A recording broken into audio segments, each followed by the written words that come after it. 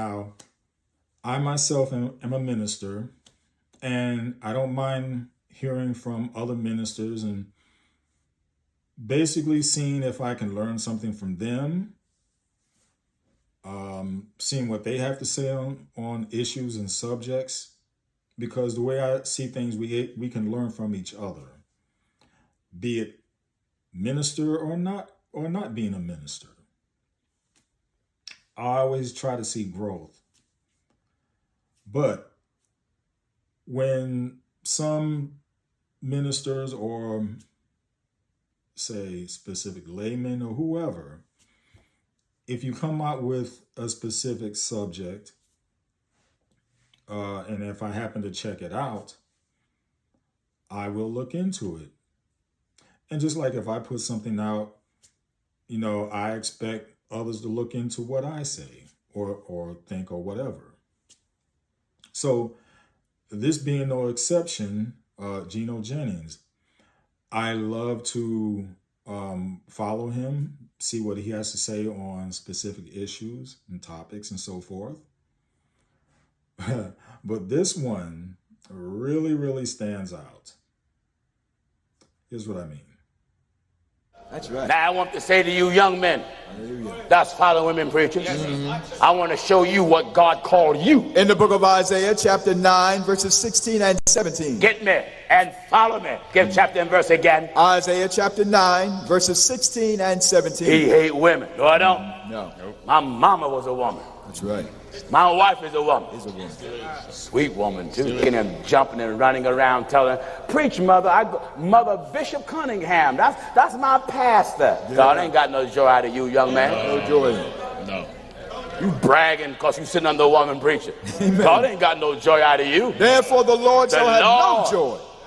Shall have no joy in their young men. And their young men. Neither shall have mercy on the fatherless and widows. On the father or widow. For what is everyone that follow women preachers? For everyone is an hypocrite.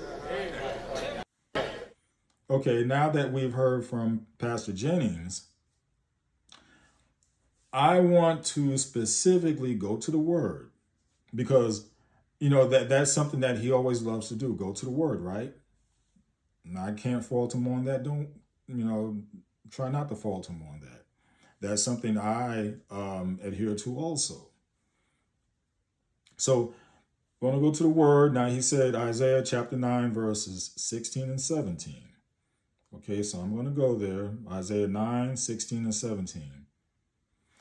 Now, he pointed out that this is pertaining to women preachers, right? Okay, I'm going to read this. It says, those who guide this people mislead them, and those who are guided are led astray. Verse 17, therefore the Lord will take no pleasure in the young men, nor will he pity the fatherless and widows. For everyone is ungodly and wicked, every mouth speaks folly. Yet, for all this, his anger is not turned away. His hand is still unpraised. Okay, now, just reading from that, it says nothing at all from what he's talking about. Nothing at all. And matter of fact, I tell you what, I'll read the whole chapter 9. Because what I want to make sure that, okay, did I miss anything from what he's talking about? So I'm going to read the whole chapter. Okay, starting verse 1. It says, nevertheless, there will be no more gloom for those who are in distress. In the past, he humbled the land of Zebulun and the land of Naphtali.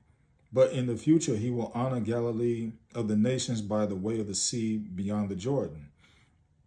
The people walking in darkness have seen a great light. On those living in the land of deep darkness, a light has dawned. You have enlarged the nation and increased their joy. They rejoice before you, as people rejoice at the harvest, as warriors rejoice when dividing the plunder. For as in the day of Midian's defeat, you have shattered the yoke that burdens them. the bar across their shoulders, the rod of their oppressor. Every warrior's boot used in battle and every garment rolled in blood will be destined for burning, will be fuel for the fire. For to us a child is born, to us a son is given, and the government will be on his shoulders, and he will be called Wonderful Counselor, Mighty God, Everlasting Father, Prince of Peace. Of the greatness of his government and peace there will be no end.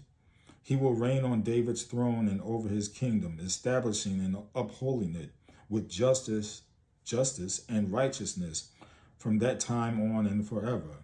The zeal of the Lord Almighty will accomplish this. And then there's a heading right above from what I'm about to say. This is in verse 8, and it says, the Lord's anger against Israel.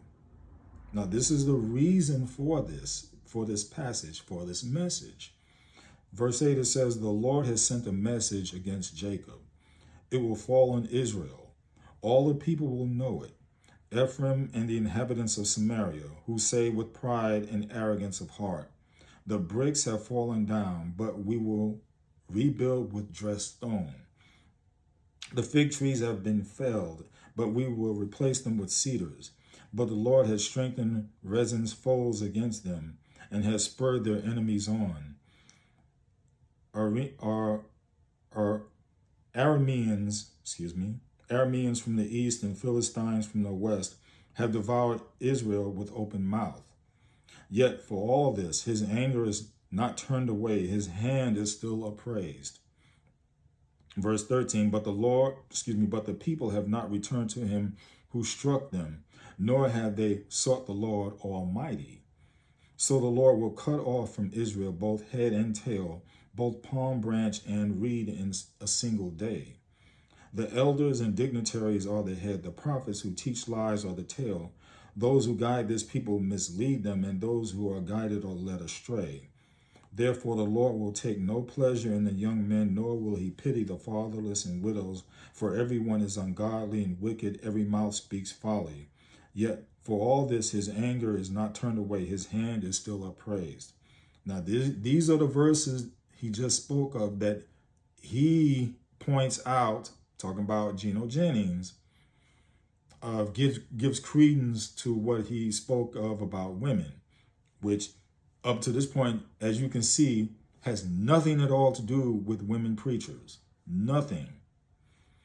Verse 18, it says, surely wickedness burns like a fire. It consumes briars and thorns. It sets the forest thickets ablaze, so that it rolls upward in a column of smoke.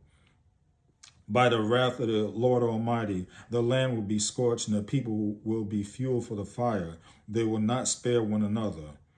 On the night they will devour, but still be hungry. On the left they will eat, but not be satisfied. Each will feed on the flesh of their own offspring.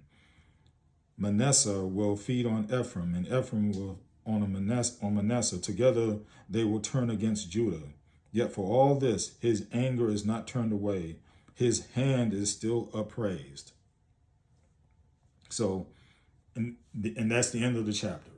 So again, this has nothing at all to do, himself speaking about towards women pastors. Nothing at all. And so I don't see it. Don't see it. It's not there. It's not there. Now I'm specifically talking about and staying in this lane. Okay, staying in this lane. Isaiah chapter 9, verses 16 and 17. These are the verses he pointed out. It doesn't fit. It does not fit what he's saying. And this is why we as Christians have to keep ourselves in check with each other, with fellow Christians. And I say this also with myself. Keep me in check also. If I'm out of bounds, let me know. No said.